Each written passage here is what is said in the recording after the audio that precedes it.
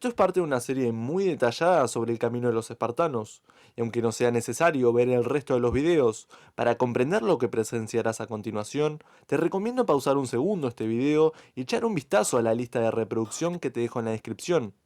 Podría ser tu noche más entretenida. Y si quieres entretenerte aún más, suscríbete al canal. Te tomará 2 segundos, pero el provecho será inmenso. Sabemos con certeza que a las puertas de la pubertad había un brutal ritual de iniciación de tipo físico y psicológico, que era necesario superar para poder continuar con la instrucción. Durante el festival de la diosa Artemisa, su altar era colmado de apetitosos quesos. Los aspirantes a Efebo tenían que robar el mayor número de quesos que podían, pero para ello debían burlar a una falange de efebos armados con látigos, instruidos para utilizarlos sin escrúpulos en su tarea de protección del altar. Para conseguir su objetivo, los chicos debían aprender a coordinarse y a demostrar espíritu de sacrificio y abnegación.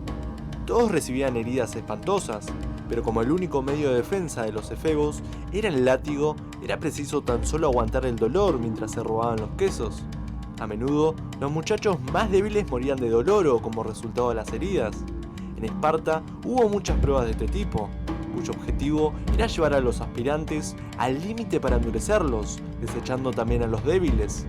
Los que, cubiertos de sangre, soportaban la ceremonia sin gemir, gritar o llorar de dolor, eran galardonados con coronas de hojas y saludados como héroes por su pueblo, aclamados por sus mayores, por las muchachas jóvenes y sus hermanos pequeños, a los que su triunfo inspiraba.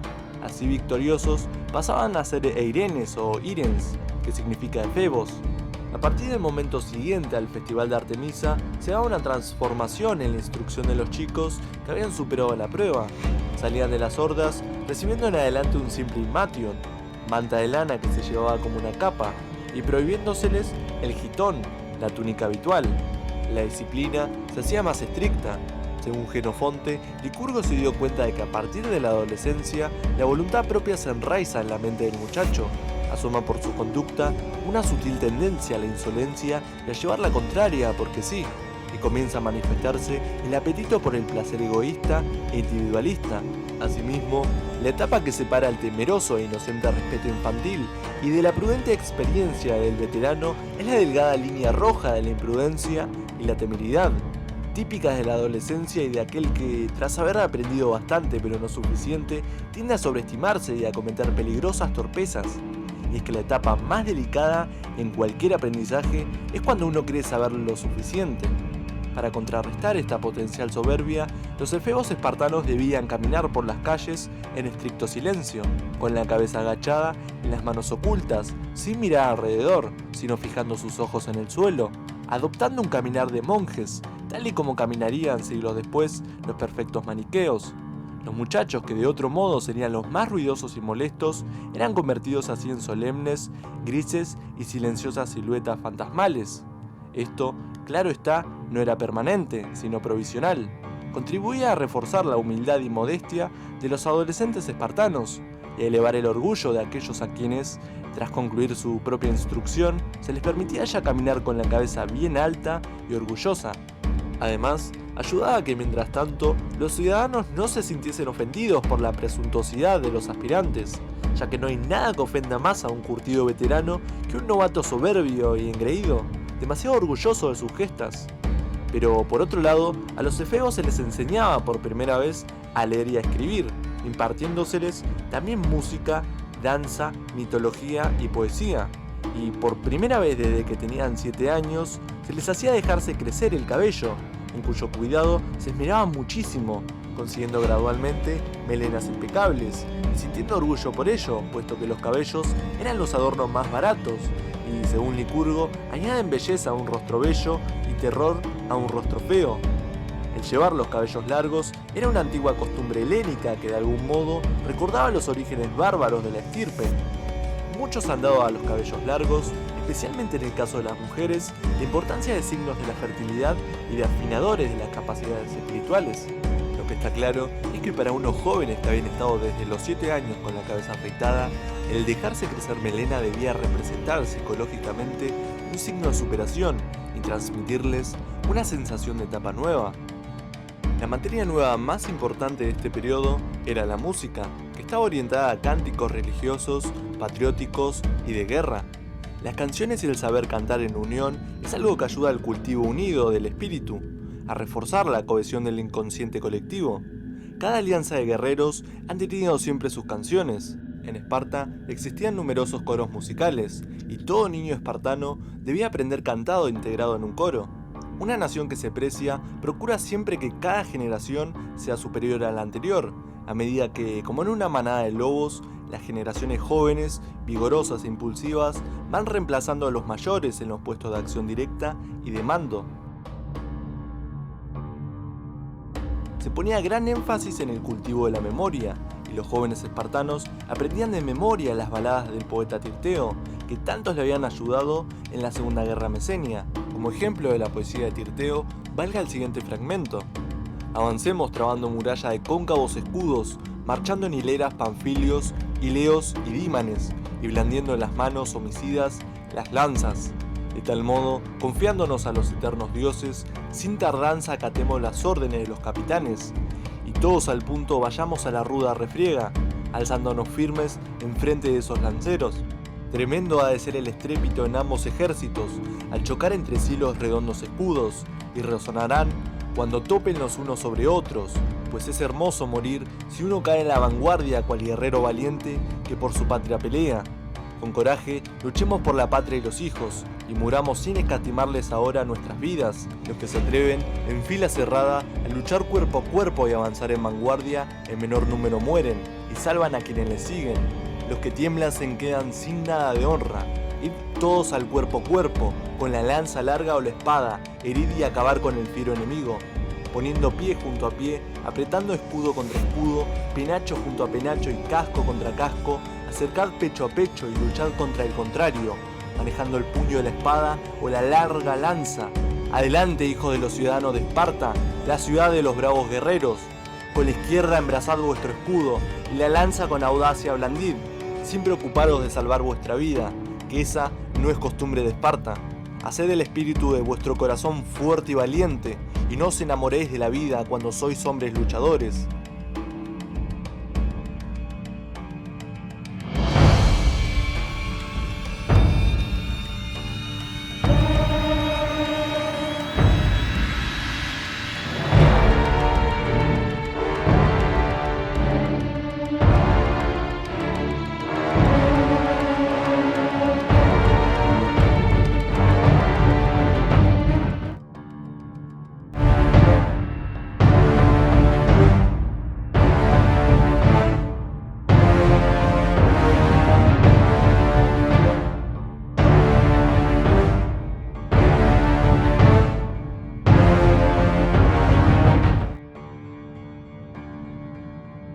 Los efebos espartanos estudiaban asiduamente a Homero, del que podían recitar numerosas estrofas, pero por supuesto la instrucción físico-militar no cesaba jamás, era siempre la materia principal.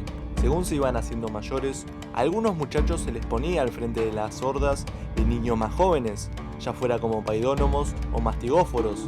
El deseo que tiene el veterano de hacer sufrir al novato para lograr perfeccionarlo y curtirlo, enseñándole todo lo que ha aprendido y que se da en cualquier ejército decente, era aprovechado para exprimir a las nuevas generaciones y lograr que superaran a las precedentes. Ya hemos visto que toda la instrucción espartana estaba pensada para cultivar la fuerza de voluntad, el poder de decisión, el placer de la responsabilidad, el valor, el coraje, el arrojo, el estoicismo, el patriotismo, la marcialidad, la capacidad de liderazgo, la sobriedad, el autocontrol, el ascetismo, la austeridad, el sacrificio y el sufrimiento, la audacia, la dureza física y moral, el sentimiento del deber y del honor, la residumbre, la sabiduría psicológica, el equilibrio espiritual, la inteligencia rápida, cortante y fría, la educación y la caballerosidad, la construcción del carácter, la solemnidad, el respeto, el laconismo, la férrea disciplina, la eficacia, la obediencia sagrada y la agresividad. Amplia gama de cualidades importantísimas y básicas, inexistentes hoy en día, pero todas estas cualidades serían inservibles si no se emplearan para algo, si no tuviesen un objetivo y una meta. Nietzsche escribió que es imperdonable que teniendo poder no quieras dominar. Ahora bien, ¿cuál era el resultado de semejante educación? ¿Cuál era el resultado de la disciplina del gran dolor? Este era un tipo de hombre muy distinto, con una mente fría e insensible al dolor, al sufrimiento y a la incomodidad, y acostumbrada a pensar con rapidez en momentos de gran peligro y estrés. Un soldado perfectamente instruido en todas las artes de la guerra y acostumbrado a luchar para conseguir sus objetivos. Un hombre marcial, criado y entrenado para dominar. Un hombre intrépido y temible que, al despreciar su propia vida en aras de su pueblo, despreciaba más la ajena, por lo que era duro y despiadado. Un hombre estoico y recio que despreciaba también todas las pequeñeces materiales de la vida mundana, y cuya única dedicación eran sus hermanos en el combate, su lealtad a la patria y su devoción a su familia. Un hombre acostumbrado a la vida al aire libre, con lo cual forjaba un vínculo inquebrantable con su tierra, a la que consideraba una herencia sagrada, una responsabilidad, un gimnasta con una forma física impresionante, un verdadero atleta, un guerrero acostumbrado a ganarse las cosas por sus propios medios. Nada de lo que se le hiciera podría quebrantarle, era capaz de aguantar los dolores más terribles y las tragedias espirituales más profundas con la misma solemne impasibilidad con la que aceptaba las alegrías y los triunfos. Tras haber demostrado ser capaz de obedecer, se ganó el derecho a mandar y a ser autoritario con sus inferiores. Pensemos en cómo los niños espartanos sufrían el dolor, el miedo, el estrés y la extenuación. ¿Qué pasaba cuando dejaban de ser niños? ¿Qué se convertían al crecer y hacerse hombres? ¿Qué aspecto debía tener el cuerpo de un espartano adulto? Solo podemos imaginarlo, pero a su lado, los jóvenes atletas de las esculturas atenienses parecerían inofensivos angelitos. El cuerpo del espartano se distinguiría inmediatamente por ser muy espigado, esbelto y de piel oscura, no por etnia, sino por haber estado siempre expuesta al sol, al aire, a la humedad, a la sequedad, al agua dulce y salada, a los pinchos de la vegetación, a las picaduras de los insectos, el polvo, a la tierra, a la roca, a la nieve, a la lluvia, al granizo y en definitiva a todo tipo de intemperies. Ello hacía que la piel del espartano fuese tan encallada y dura como la madera. En segundo lugar, destacaría el relieve de su cuerpo. El tipo de entrenamiento físico que llevaban favorecía el desarrollo muscular, la concentración de masa, la dureza, la resistencia y la purga de toda grasa e impureza. Así, el espartano estaría fibroso y abultado a la vez, y tendría un aspecto magro, afilado y vascular. La grasa y la blandura brillarían por su ausencia. Los ligamentos, las fibras, los músculos y los tendones se destacarían casi grotescamente. En definitiva, todo aparentaría ser un áspero, tenso y compacto amasijo de raíces, ramas, cables, tubos, cortes, marcas y piedras con el color de la madera. Además, nos podemos figurar que su cuerpo estaría enteramente surcado por muchas cicatrices. Las marcas de los latigazos serían notables en muchas zonas de la piel, pero especialmente en la espalda. Cada espartano debía ser un mapa diferenciado, con variados tipos de señales de violencia. Muchos tendrían la nariz rota y cicatrices en el cráneo y en la cara, como legado de los combates cuerpo a cuerpo y de los brutales juegos de pelota. La estatura del espartano, por lo que nos han dicho sus contemporáneos, recordemos a Jenofonte, a pesar de que vivió en una etapa ya decadente de Esparta, debía ser alta si tenemos en cuenta la desnutrición crónica a la que se sometían durante la infancia y la pubertad.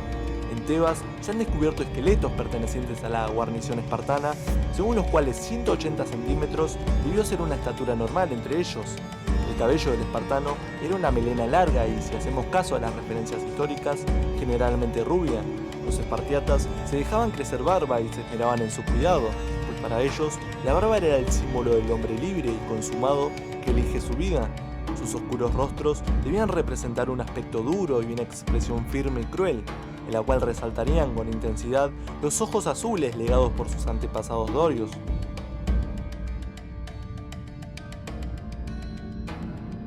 Los animales son admirables por su dureza, su instinto, su resistencia al dolor, al hambre, a las intemperies y por su ferocidad. Los espartanos, gracias a la energía que solo da la experiencia, la motivación y el entrenamiento fanático y metódico, eran capaces de superarles. Mediante el autosacrificio y el riesgo que supone lanzarse ciegamente a lo desconocido y a lo extremo, ellos supieron dar respuesta a la pregunta de ¿dónde están los límites del hombre? ¿De qué es capaz el hombre cuando una voluntad sobrenatural habita en su interior y echa firmes raíces en todo su ser? No nos podemos ni imaginar cómo eran los hombres de los tiempos antiguos, por su fiereza, voluntad y dureza. Pues bien, de entre todos ellos, el espartiata fue el más duro y conseguido, el más perfeccionado y el más fuerte. Hoy en día sobre la tierra no existe nada que se parezca al espartiata. Los castigos públicos, las pruebas sumamente difíciles, la victoria de cada banda, los buenos resultados deportivos, etc., contribuían a reforzar el prestigio de la comunidad espartana, porque una comunidad no solo tiene el prestigio para aquellos que no pertenecen a ella, sino que sus mismos miembros sienten tal prestigio interno. Esta moral aumentaba el orgullo de pertenecer a tal comunidad. Los sacrificios a que se sometían los miembros de Esparta hacían que todos sintieran orgullo y honor en su contemplación.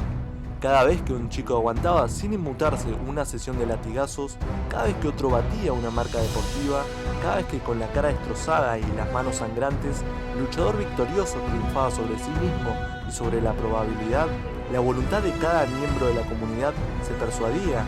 Tales actos demuestran la grandeza de nuestra comunidad.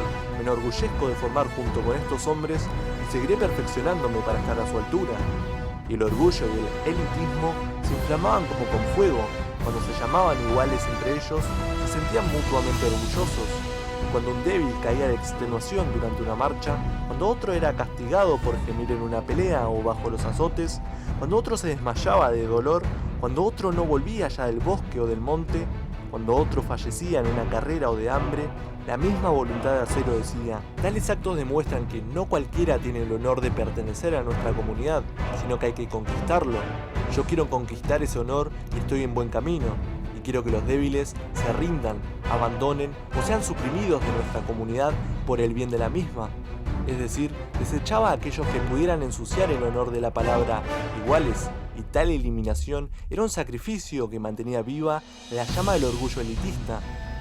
A los 20 años, tras un largo y extenuante entrenamiento, los jóvenes espartanos que no hubiesen completado satisfactoriamente la última fase de instrucción se los convertía en periecos.